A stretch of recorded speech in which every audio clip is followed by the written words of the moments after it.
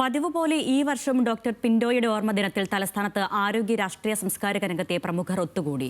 ചടങ്ങിൽ ഇന്ത്യയിൽ പാലിയേറ്റീവ് കെയറിന്റെ പിതാവ് എന്ന് വിശേഷിപ്പിക്കപ്പെടുന്ന ഡോക്ടർ എം.ആർ. രാജഗോപാൽ മുഖ്യപ്രഭാഷണം നടത്തി. എഴുത്തുകാരൻ ഇന്ദുഗോപനും ചടങ്ങിൽ പങ്കെടുത്തു.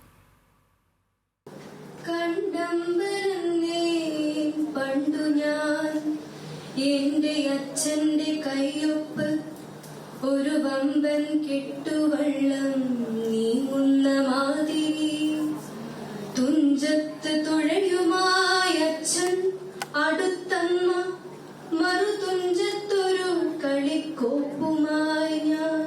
പിന്റോ എന്ന എഴുത്തുകാരനിലെ വരികളാണിവ. 4 നോവലുകളും ചെറുകഥയും നിരവധി കവിതകളും പിന്റോയിലെ എഴുത്തിലെ അഭിനിവേശം കാണാം. സർക്കാർ ഡോക്ടറും രാഷ്ട്രീയ പ്രവർത്തകനും കൂടിയായ ഡോക്ടർ പിന്റോ അപൂർവ രോഗമായ മോട്ടോർ ന്യൂറോൺ ബാധിച്ച് 5 വർഷത്തോളം പോരാടിയാണ് മരിക്കുന്നത്. അതിനുശേഷം എല്ലാ വർഷവും അദ്ദേഹത്തിന്റെ സുഹൃത്തുക്കൾ അദ്ദേഹത്തെ ആദരിക്കാൻ ഇതുപോലെ ഒത്തുകൂടും. ഞാനും പിന്റോയും 2 ഫിക്ഷൻ റൈറ്റേഴ്സ് ആയിരുന്നു എന്നല്ല ആണ്. കാരണം എന്ന് വെച്ചാൽ ഈ ഫിക്ഷൻ്റെ കാര്യത്തിൽ നമ്മൾ എന്തെങ്കിലും എഴുതി വെച്ചിട്ട് പോയാൽ, എഴുതിയോ ഇല്ലെങ്കിലും കുറച്ച് കഥ അവിടെ തന്നെ നിൽക്കും. ഒരാൾ പോവുകയോ പോകാതിരിക്കുകയോ ഒക്കെ ആവാം. ലൈബ്രറിയിലോ ഒരു സുഷുപ്തിയിലോ ഒക്കെ ആയിട്ട് അതിങ്ങനെ നിൽക്കും. അപ്പോൾ അതുകൊണ്ട് പിന്റോ ഒരു ഫിക്ഷൻ റൈറ്റർ ആയിരുന്നുവല്ല, പിന്റോ ഒരു ഫിക്ഷൻ റൈറ്റർ ആണ്.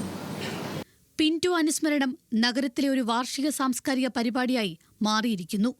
ഓരോ വർഷവും പണ്ഡിതന്മാരെ പ്രഭാഷണങ്ങൾ നടത്താൻ ക്ഷണിക്കുന്നു. ഈ വർഷം രാജ്യം പത്മശ്രീ നൽകി ആദരിച്ച എം.ആർ. രാജഗോപാൽ തന്നെ എത്തി. ഈ ജീവിതം, മനുഷ്യ ജീവിതം, ഒരാളുടെ ജീവിതമല്ല, മനുഷ്യ ജീവിതം ഒരിക്കലും അവസാനിക്കാത്ത ഒരു വിരുന്നു പോലെയാണ് ഈ ലോകത്ത്. വിരുന്നവിടെ നടന്നുകൊണ്ടിരിക്കുന്നു. നമ്മളുടെ ജനനത്തോടെ നമ്മൾ അവിടത്തിൽ പ്രവേശിക്കുന്നു. ആരോ ഒക്കെ വരുന്നു, കുറെ പേര് പോകുന്നു. പക്ഷെ അവസാനം നമുക്ക് പോകാറാവുമ്പോൾ നമുക്ക് പേടിയാണ്. കാരണം ഇവിടെ ആളുകളുടെ കൂടെ കംഫർട്ടബിളായിട്ട് ഒരു ഊഷ്മളതയുള്ളിടത്ത് നിൽക്കുന്നു.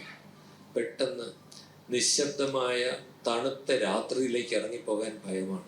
തിരുവനന്തപുരം മെഡിക്കൽ കോളേജ് ക്യാമ്പസിൽ രാഷ്ട്രീയ പ്രവർത്തനം ആരംഭിക്കാൻ ധൈര്യപ്പെട്ട ആദ്യത്തെ വ്യക്തിയായിരുന്നു പിന്റോ എന്ന് മുൻ സ്പീക്കർ വിജയകുമാറും പറഞ്ഞു. SFI എന്ന സ്റ്റുഡൻസിൻ്റെ വിദ്യാർത്ഥി സംഘടനയുടെ നേതാവ് എന്ന നിലയിലും പിന്നെ തെരഞ്ഞെടുപ്പിൽ തന്നെ മത്സരിച്ച യൂണിവേഴ്സിറ്റി യൂണിയൻ കൗൺസിലർ ഒക്കെ ആയിട്ടും വിജയിച്ചിട്ടുണ്ട്. വലിയ അംഗീകാരം, വളരെ പെട്ടെന്ന് വലിയ അംഗീകാരം നേടി. അതിലൂടെ ഈ പ്രസ്ഥാനത്തിന് വലിയ മാറ്റം ഉണ്ടാകാൻ ഇടയായിട്ടുണ്ട്. ഞാനത് ഓർക്കുകയാണ്.